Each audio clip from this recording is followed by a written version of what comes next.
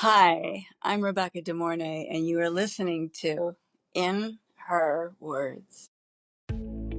Everyone has a story. Welcome to In Her Words, a podcast from women in entertainment where female creatives and allies share their stories in their own words. This is a dedicated space centered on how to harness creativity for inspiring and impactful projects in the ever-changing landscape of entertainment. I'm Renee Rossi, I'm Gretchen McCourt. and this is In Her Words.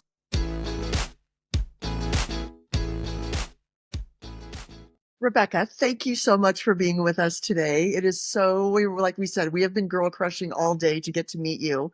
You were we all wanted to be you growing up, and it's just so, Still do. yeah, I still do. It's so fun to meet you and hear just your journey. We want to hear about your journey from being, the icon of the 80s and then everything that you've been doing and then this new project that is so great. We were also talking about how scary Hand That Rocks a Cradle was and how you pick amazing, You're teasing yes, amazing, projects. scary projects. So there's just Yay. so much to talk about.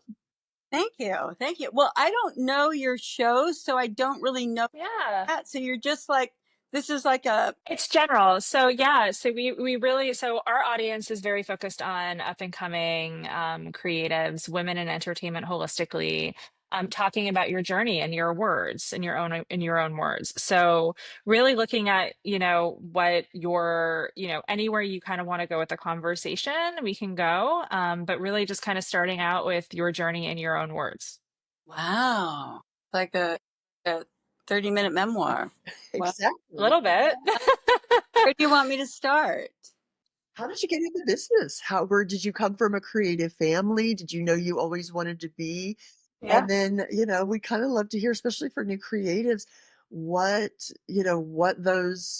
that burst into the stratosphere was like, and then how you've been so thoughtful with projects your whole career. It's like our audience is it's really that there's no straight path, Yes. right? It's like I know you spent a lot of time in Europe when you were a kid or a teenager, your grandmother was in vaudeville. So, when you look at your exposure and what your interests were, how did you kind of come to say this is what I want to do? All right. And then, what are the pivotal moments and things along those lines where, were there challenges that you faced that to overcome that you wanted to overcome? And how have you've had this lifelong career and, you're a household name and how you've continued that? Wow. Okay, then. So Just a little bit.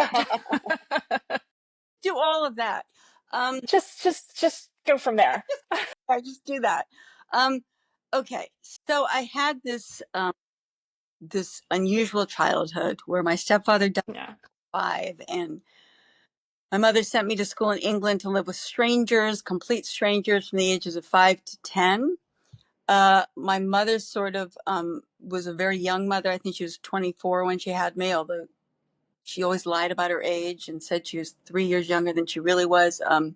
But I think she was 24 when she had me, and so I grew up without any family. I grew up, from 5 to 10, I was in England. Then I spent a brief moment with my mother, but then we were driving through Europe, not in school, because she was a very free spirit. And we wound up driving through the Austrian Alps in December.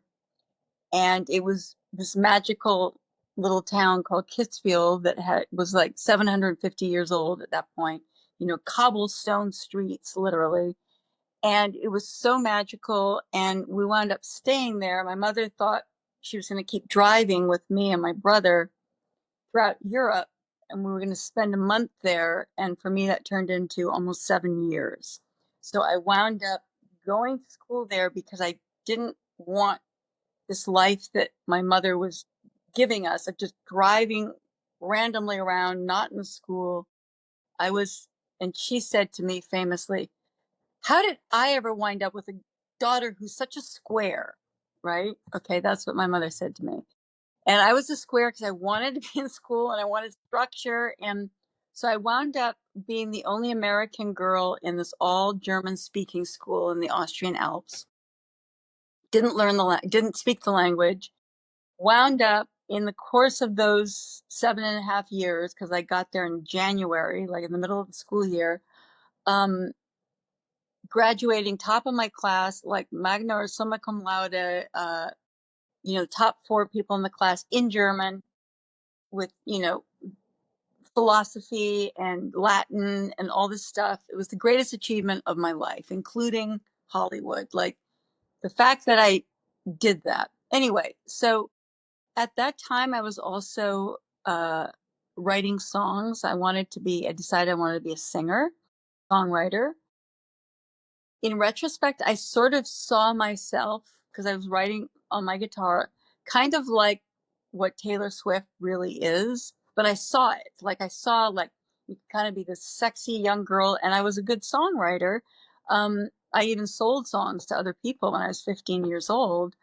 But certainly not like Taylor Swift. She's a genius, absolute genius. But so I was doing that. I was singing in clubs in Austria when I was 14 years old. Um, so I was very precocious. And at some point, I decided, no, I think I want to be a psychiatrist.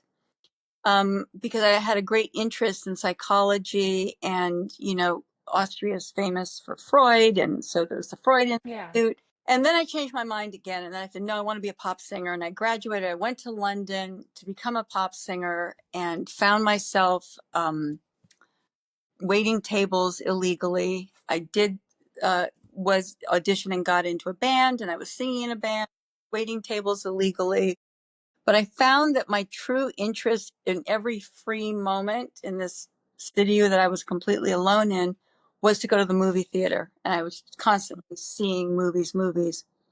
One of them being, this is the full circle, was Grease with John Travolta. That I just thought, oh my God, look at that. Look at that. So anyway, I finally decided that singing wasn't really my thing. And I got on a plane and came back to America, where I hadn't lived since I was 5 years old. Came to LA and walked, didn't have a car in Los Angeles, and walked by the Lee Strasberg Theater Institute on Santa Monica Boulevard, and just found myself walking in. And I saw the pictures, framed pictures on the wall of, Robert De Niro, Al Pacino, Dustin Hoffman, Jane Fonda, Marilyn Monroe. And I realized that I knew all of that. I loved the movies, and all of them had studied with this Lee Strasberg, and he was still alive at that point. And I went in and had an interview, and they said to me, this woman that interviewed me for an hour said, finally said, why do you want to be an actress? And I'd never wanted to be an actress. And I said, I don't want to be an actress. I need to be an actress. That's what came out of my mouth. It wasn't pre-planned. And that intrigued her, and I got in and I started studying acting. And then I felt, as soon as I did my first monologue on stage with no training yet, I was like, oh, this is what I should be doing. Like, it was a completely different thing. Like, I was trying really hard as a singer and songwriter. But I kind of felt like I didn't feel like this is going to happen. Something needed to happen for me in a big way, because this lack of family and lack of, money, and I needed to figure something out for myself. And I just felt at home, like, wow, I know I have a lot to learn, but no one can tell me I know how to do this. So I'm there, I'm studying, and on the Lee Strasberg Theater Institute lobby wall, all of a sudden there was a piece of paper that was taped to it that said, Zoetrope seeks unusual people. And I knew it was in the Lee Strasberg Institute, which was very respected, with Lee Strasberg there. So it must be something great. I didn't know what zoetrope was, but I liked it that it had a Z. And I just took the number down, and I called, and I went. And it was a cattle call for what turned out to be Francis Ford Coppola's new studio, Zoetrope, that he wanted to create a repertory company of actors with. And he was just randomly Literally, there were whole Mexican families at that cattle call. There was just, and all you had to do is walk in front of a video monitor and say your name and one other sentence. And I was like, how are they going to get anything from this for me? So I was trying to figure out a way to say my name and this one other sentence in such a way that I'd be memorable. It turns out I was, because then I got another call, and they said, would you come in and read for, and I came in to Zoetrope, which is, do you guys know Los Angeles at all? You know, Hmm. there's the old Formosa studios on, Santa Monica down there. That was Zoetrope. To come there and read for the, really famous casting directors, and Fred Roos was producing it, produced like The Godfathers and stuff, and the casting people, and I was to read for the role that Nastasia Kinski was playing in the movie, because they said they wanted to cast understudies for the roles in One from the Heart. Is this boring? Did I No, go this too? is No, exquisite. not at all. No? Okay. This is Okay. amazing. So, understudies for a movie. And I remember going back to acting class, and they were like, what are you talking about? Like, Nastasia's sick one day and then you're going to be on camera. Like, what does that mean? Understudy in a movie. I said, I don't know, but I don't care. I want to get whatever. I want to get this. I was nobody. I was just literally from Europe, from London, waiting tables illegally. And I went up for it and I got it. It's the first thing I ever auditioned for, and I got it. And what happened was Francis Coppola had decided in this sort of avant-garde way that he was going to shoot the six leads of the movie, shoot the entire movie on video with understudies in the roles, to see if the script worked when he cut it all together, to see what was missing, if he needed something. So to shoot the movie in advance of shooting it with these understudies. And I was to play the Nastasia part. I was like, oh my God, this is amazing. I'm going to be directed by Francis Coppola. I was like, oh my God. Well, Screen Actors Guild put a stop to that and said, no, if you're shooting actors on camera, they have to be Screen Actors Guild, and you have to pay them Screen Actors Guild minimum. He said, no, they're not going to be in the film. I'm just shooting them on video to cut the film together. And they said, we don't care. You're shooting them, so they need to be Screen Actors Guild, and you need to pay them that. And he said, well, then I can't afford it. Which is funny, because he spent like $23 million in 1981 recreating Vegas. So that's like over 100 million. No, but he didn't have money. But anyway, he didn't. So now he had hired these six of us in the six lead roles, and we had no job. So we got demoted to stand-ins for the leads. But he said, no worries, I'm going to make you interns. So you are going to have free reign to ask everybody in every department how a movie is made. And you're going to learn about movie making, because I'm going to have a repertory company and you guys are going to be in it. So my first taste of Hollywood movie making was on a set, a very expensive set, being directed by Francis Ford Coppola, watching Vittorio Storaro, one of the greatest DPs ever, light, Dean Tavoularis doing production design. It was just, and every Friday he had wrap parties, just every Friday. And the movie took 5 months to shoot. And at the wrap parties, everybody came from Hollywood. Oh, And it's just the most amazingly magical experience. And meanwhile, I'm learning everything, watching every day. I have to go every day. And I'm paid Oh, wow. $250 for this. $250 a week was what we made, which was a lot of money to me just then, at that moment, in 1981. So they have live music at the wrap parties, and I've been singing a lot in Europe. So I jump on the stage at one of these wrap parties and say to the musicians, can you just play 12 bar blues? And they're like, sure. So I start literally making up a song, that's how just bold I was. It's like That's I amazing. was like 21 years, I don't know. I start making up as I'm singing, I'm like doing my thing, and making up a song because I know the 12 bar blues.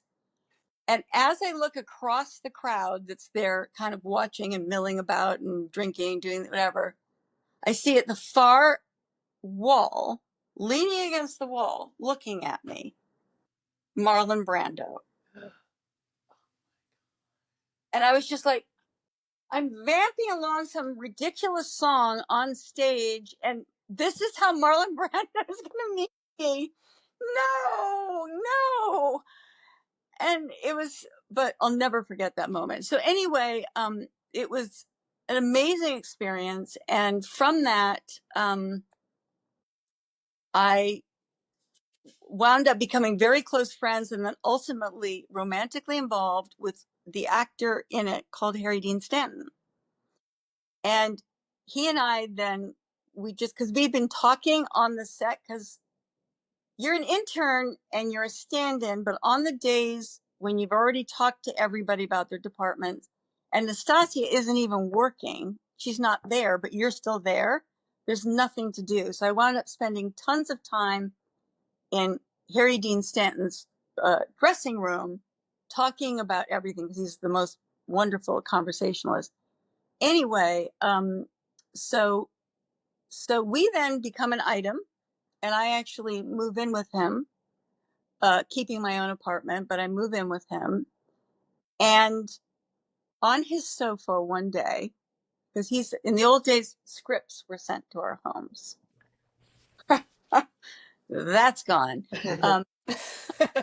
But scripts would be sent, and it was always cool. You got a manila folder, and he did. I didn't. I didn't even have an agent. But a script was lying on his sofa, and I saw the name of it, and it said Risky Business. And I looked at it, and I just looked at that name, and I was like, it was almost like I knew. I just was like, that script I have to open. The only script of his I ever opened. And I opened the script, and I started reading it, and I said, oh my God, this is my part. If ever there was a part, this is my part. I know what to do with this part. I have to get this part.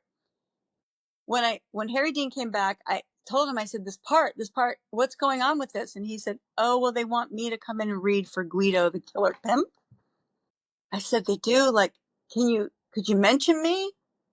He said, yeah. He said, I could, because actually, he said, you'd be really good in this part. You'd be really good in this part.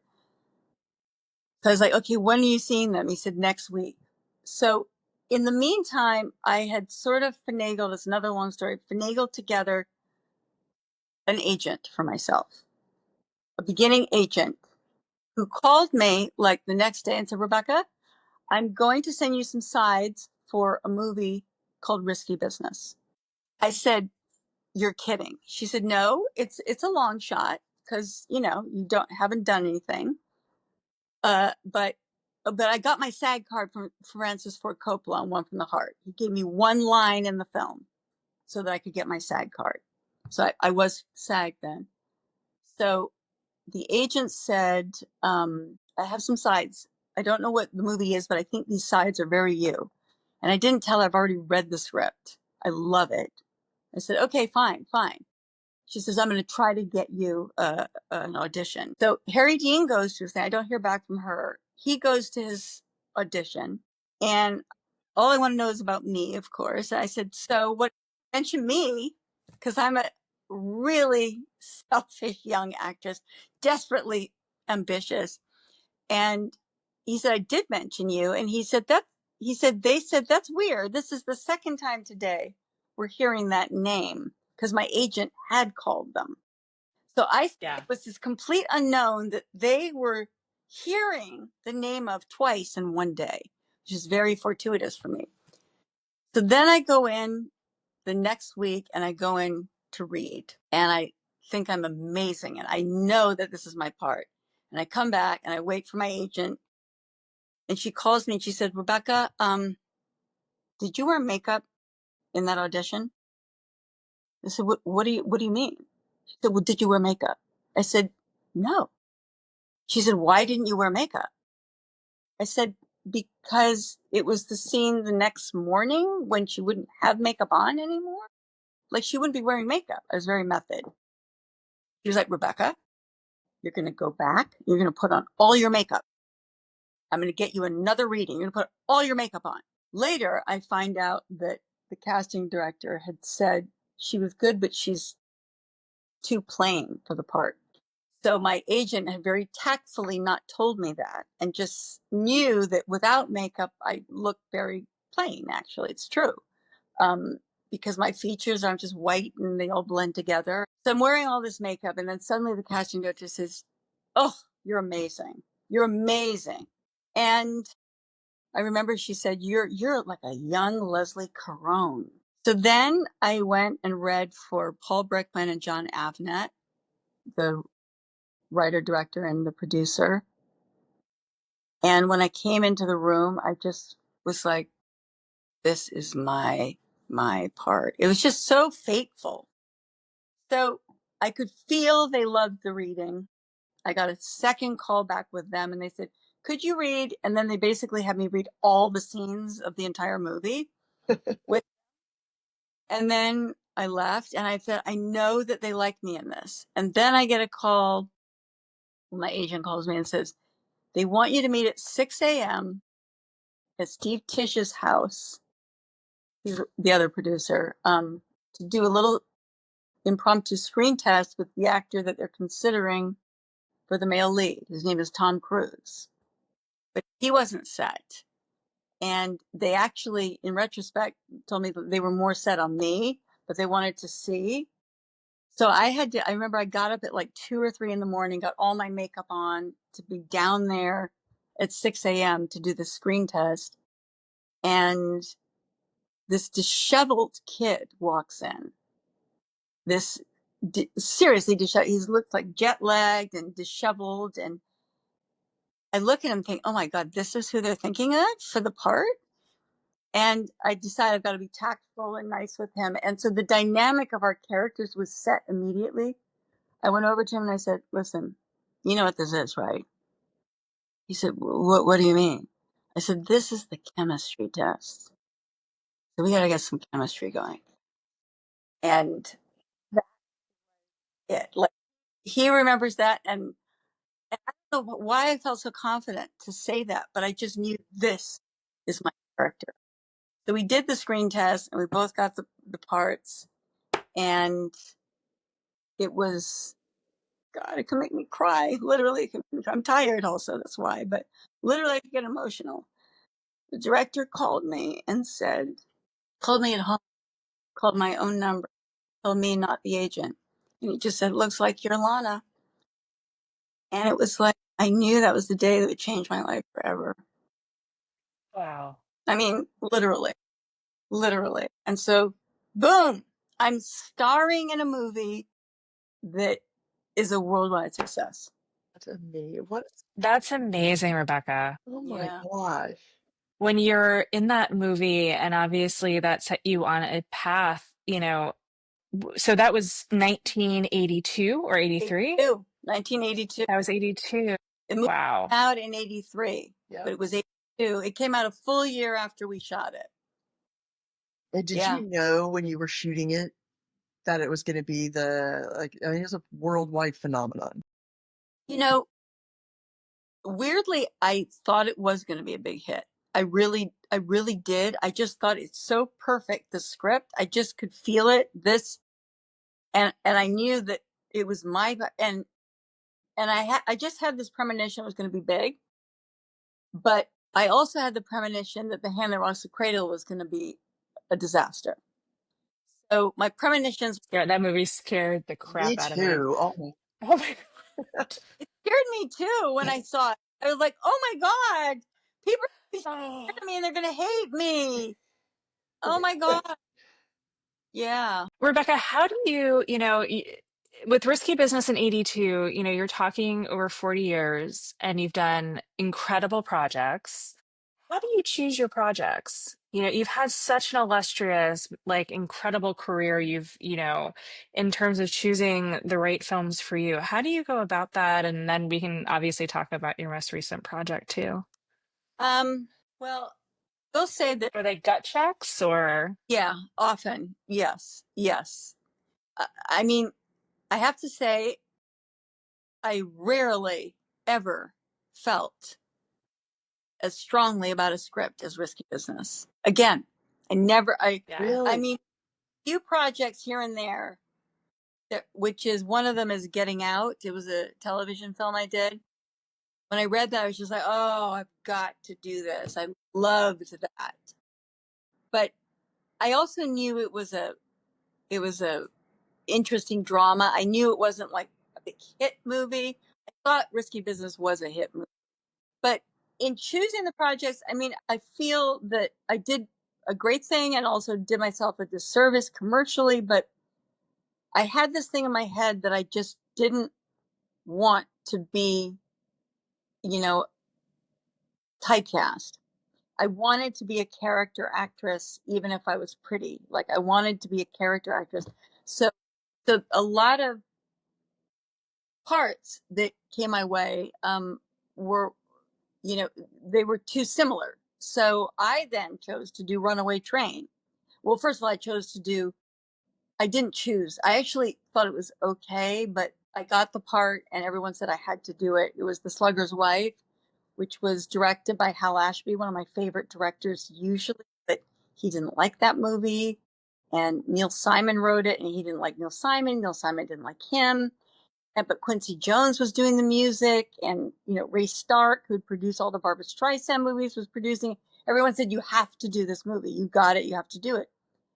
But I was like, "Okay," but I really like Hal Ashby. But then anyway, so that was the biggest flop ever. And then I did Runaway Train, which I was unrecognizable, which to me was a great badge of honor. But to other people, it was like, wait a second, who is this actress? Like, who is she? Like, we thought she was like the new hot thing, but now she's all muddy in a train and like they. So I think for me, it was important what I did for my own growth as an actor, but I don't think it helped the career that I could have been on right after Risky Business. Also, I think it didn't help, frankly, that Slugger's Wife was such a flop. But I choose scripts generally, I mean, unless I'm like pushed into them. I mean, I did play a singer in Slugger's Wife, and I guess I did want to play a singer. I take that back. I think I did want to do it. I just didn't have that feeling about it like I had for Risky Yeah. Business. But I did want to do it because I got to play a singer. But generally, it is like when I read something, if I start to flutter a little bit, or if and the script doesn't bore me. And I think a thing that's helped me sort of survive when a lot of people that I came up with are like gone, completely gone, Yeah.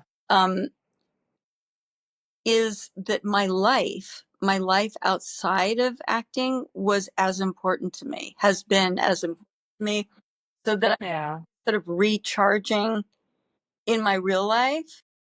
I find that a lot of actors, there are also different kinds of actors, but a lot of actors, they're kind of like in no man's land in between projects, like, oh, but now I'm working and now I know what I'm doing. But then like, oh, I'm not working and and that wasn't who I was. Like, Yeah.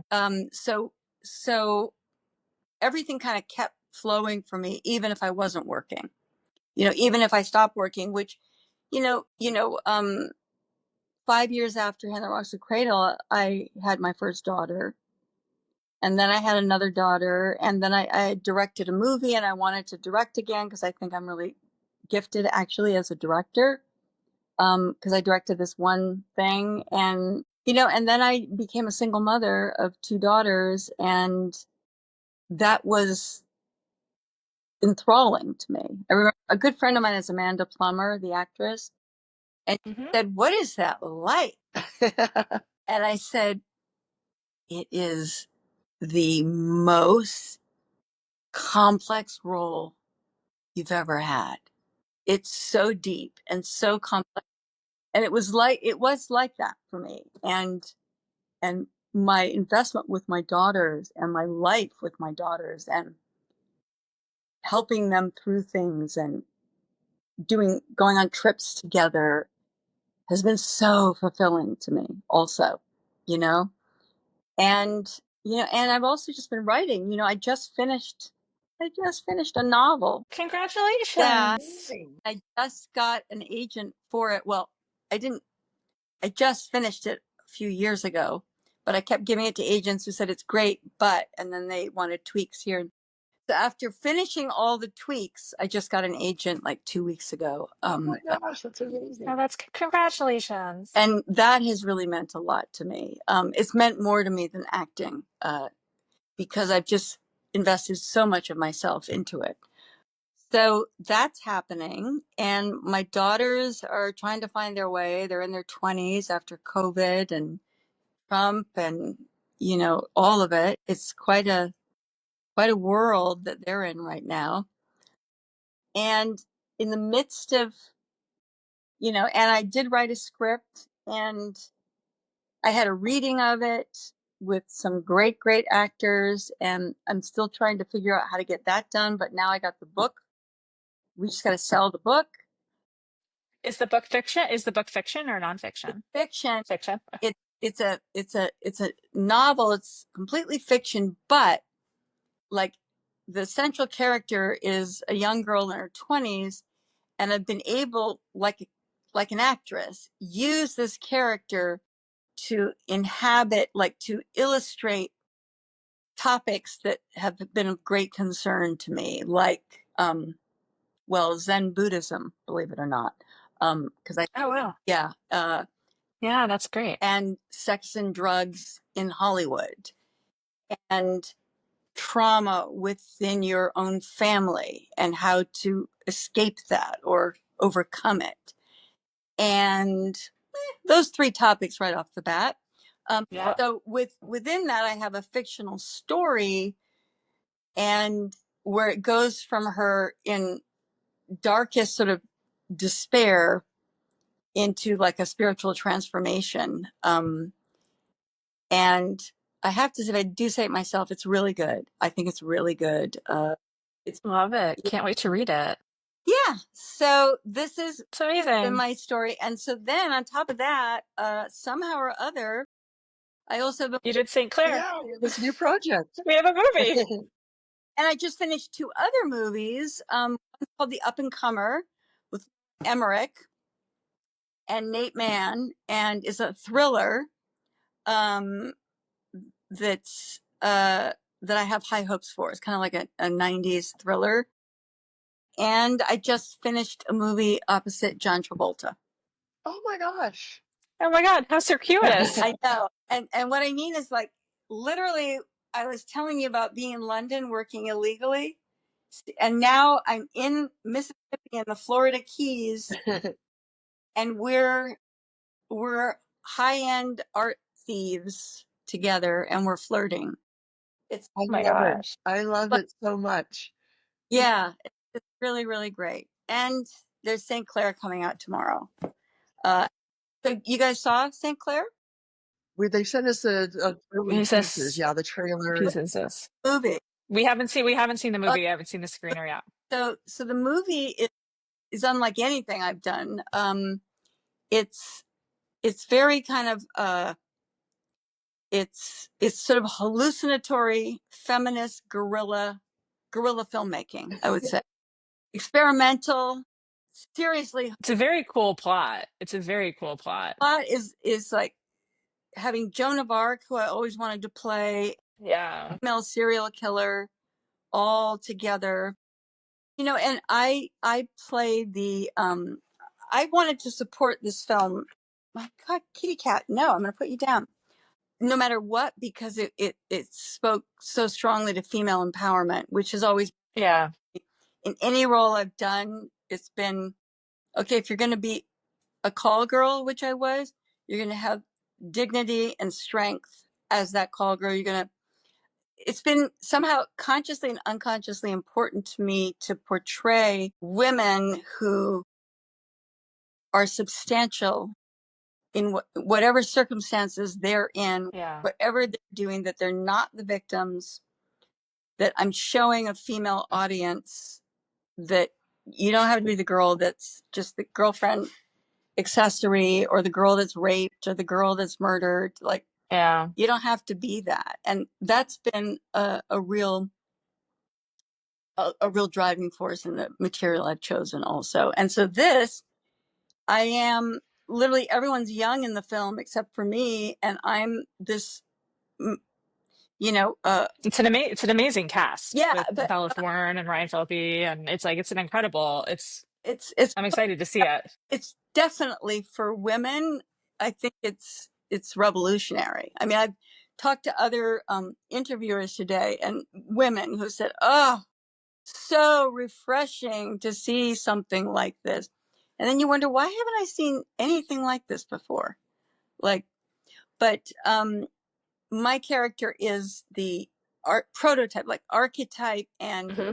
inspiration to Bella Thorne's character of how independent and bold and Yeah. a woman can be. And simultaneously, I'm the only maternal protection of her in the film, because everything's Yeah. very predatory around her. And I was really happy to support that, being the mother of two daughters, Yeah. and just being able to support like a young female filmmaker, and it's very cool. So We love that. That's exactly what we want to support. So we love that you did that and you can join us. It feels like you're busier than ever. it's really weird, because when everybody was working, I wasn't, and now nobody's got work except for me. I'm like, who else It's not a bad place to be. yeah, it's really good. But I'm especially excited about the book, because I worked hard Yeah, on it for. we're so excited for you. Yeah. We know what it takes to, we interview quite a lot of Oh, authors. really? Yeah, in terms of just whether it's book to screen to stage and so forth, as well as just some of our favorite authors that have popped up over the years. So it's, we understand the undertaking. Yeah. So it's not for the faint of heart, to say the least. I'm never gonna try it. I'm not gonna write any other. I had no idea. I wrote a script uh, in 4 months, and this thing's been going on for years. yeah. Yeah. Rebecca, I know we're coming up to time, but I think one of the questions that, a lot of our audience loves to hear is, what are you watching and reading beyond your projects That you're Wow. loving right now. that you're loving? Okay. What I'm watching and love. So what I've been doing, I get to everything, 10, 20 years later, after everyone else has seen it. That seems to be, but I've been binging shows. Okay. Okay. And these are the shows that I literally made a list of. I love them so much. The Americans, Yeah. I love that show. Narcos, Mm-hmm. Ozark, Oh, love it. Love it. Broadchurch, Yes. Love it. Escape from Dannemora. Did you see that? Ben Stiller's. You haven't No, seen that? I haven't seen that one Which one? yet. No. No. Oh. It's the story of that true life story reenacted of those two convicts in New England who broke loose with the help of that female. Oh, I heard about it on a podcast. Yeah, Yes. yeah. He made a a series, like Okay. 6 parts or something. Ben Stiller directed it. It's Yeah. amazing. So that's Escape from Dannemora. Wait a second. Um, Severance, I love. Succession, I loved. Yeah. The Crown, especially the first 2 Always. seasons. Um, I liked Do you find yourself gravitating towards British content? often, yeah. Uh, I often do, like, all their, like, they're- it's like a genre in my house. So my husband grew up there, so like we watch a lot of it. Oh, your cat is so cute. what in the world are you saying, little kitty cat? He does not want to be ignored. She does not want to. Look at her. She's like, It's I'm on. beautiful. This cat is 20 years old. Oh no. 20 years old. I've had her for 19 years. Oh, she's gorgeous. Oh, Oh my gosh. she's 20 years old. And she's a little bit senile, I think. She's like she didn't used to behave like this. I forgive her. She said. Sweet. So a lot of binge watching that. Wait, let's see what else there is. I love The Diplomat with Carrie. Carrie Russell. Love that. I loved The Queen's Gambit. Um, what else do I love? But then in terms of comedy, I watch and rewatch over and over again. The Office, Parks and Rec, Friends, and Yeah. Freak. I'm always watching those. And then in terms of reading, what I'm reading, the last novel I read was Miranda July's All Fours, which I thought was the first half of it, what I thought was really amazing. But I'm actually focused more on the nonfiction about what's, the Israel Gaza thing, and Yeah. yeah, it's yeah, I'm very. There's a lot to unpack. It's not an easy subject. It's not an easy subject, and it's such a loaded subject everywhere, and but I'm reading a lot of books, like learning up on the true history, like of Israel, blah blah blah. But I'm doing a lot of that. Okay. Very cool. You are. Well, Rebecca, It you are just, This is it interesting. has been such a pleasure, and we really appreciate you taking the time tonight. This It's is, like, yeah, it's just your story of been risky lovely. business is just off my heart. I thank you for sharing that with us. I love it. And we're cheering St. Clair on, and we'll be promoting it across our Yes. channels. And Great. we thank you for taking Thank the you time so much today and spending it. for your enthusiasm about my career. I really appreciate it. Absolutely. Thank you for listening to In Her Words. We hope you'll join us at womenandentertainment.com and go to our Substack for extended interviews and behind the scenes access.